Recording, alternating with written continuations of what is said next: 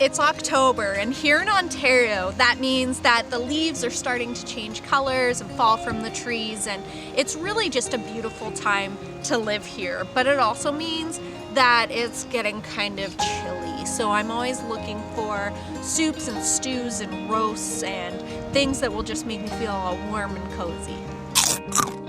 If you saw my video about maximizing my meat purchases by buying larger chunks of meat when they're on sale and doing my own fine butchery at home, you'll recognize this center loin roast that I'm about to cook.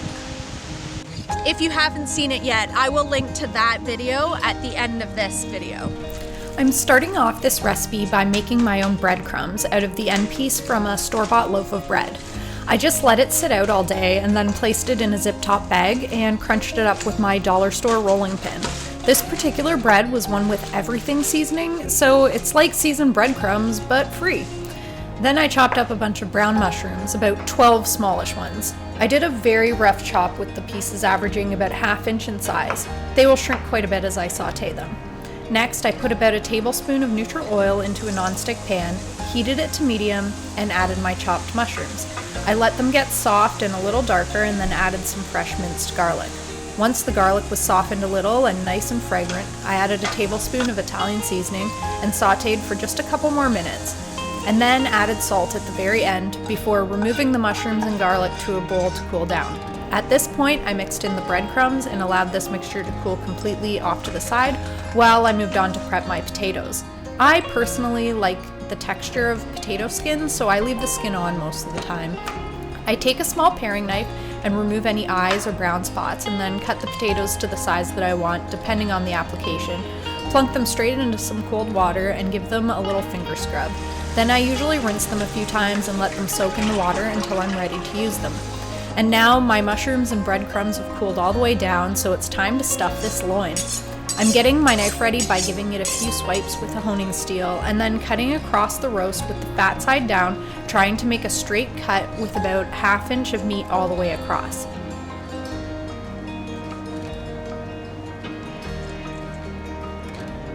Once I've spread out that first portion, I'm starting another cut from where I left off to make this one big flat slab of meat. I know I definitely need some practice with this, but it turned out okay. Now I'm spreading my mushroom, garlic, breadcrumb, and herb mixture over top as evenly as possible and leaving a little space at the outside end because I'm assuming that as I roll, the stuffing will spread itself that direction.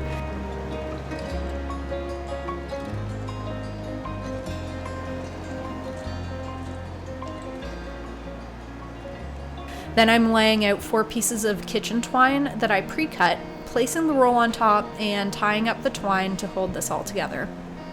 I think that butchers have a quick and fancy knot for this, and I'd love to learn it someday, but for now, I'm gonna say this is pretty good for a rookie.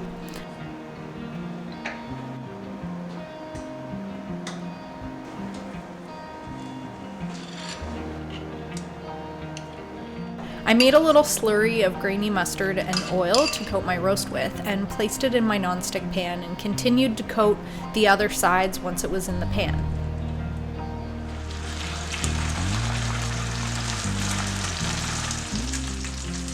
Next time I will probably opt for something with less texture and really massage it into the meat because I ended up leaving some burned mustard grains behind in the pan. But it did make a very nice crust, and once I had a good sear on the loin, I added it to a glass baking dish to which I had already placed a bed of oil, butter, and carrots. I added my potatoes, sprinkled them with more oil and salt and pepper, and then put everything in the oven, which was preheated to 325 Fahrenheit, about 162 Celsius. I inserted a meat thermometer through the center of the roast, being careful that the probe isn't touching the baking dish or my oven racks, so I'm getting the true temperature of the inside of my roast. My top oven element hasn't been working, so this has been the best way for me to ensure that I'm cooking things to the right temperature. This should take 1.5 to 2 hours, but some of my meals have been taking slightly longer these days. I opened up the oven a couple times to move around my veggies, which were roasting up nicely. I pulled everything out of the oven when my thermometer read 145 Fahrenheit, which is about 63 Celsius. I removed the roast to a cutting board and tented it with some aluminum foil to let it rest and checked my potatoes and carrots for doneness. I decided that they could use a little more time in the oven, so I put them back in while the roast rested and set a 10-minute timer. In the meantime, I whipped up a quick little salad. And now, the moment of truth. It looks pretty good on the outside, but what about the inside? It's actually pretty juicy and not overcooked. I'm removing a few strings and it looks like it wants to unroll on me, but only a little bit. If you have any helpful tips for me to prevent that, I'd love to hear them in the comments. I'm very excited to plate this hearty fall meal and serve it to my hardworking hubby. It's just a little more interesting than a plain roast, and the mushrooms and garlic add a nice variety of texture as well as an extra layer of flavor.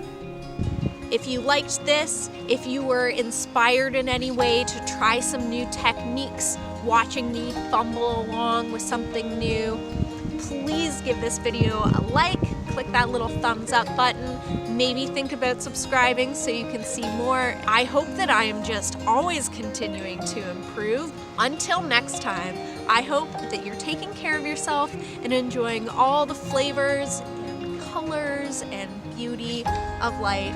Thanks for watching.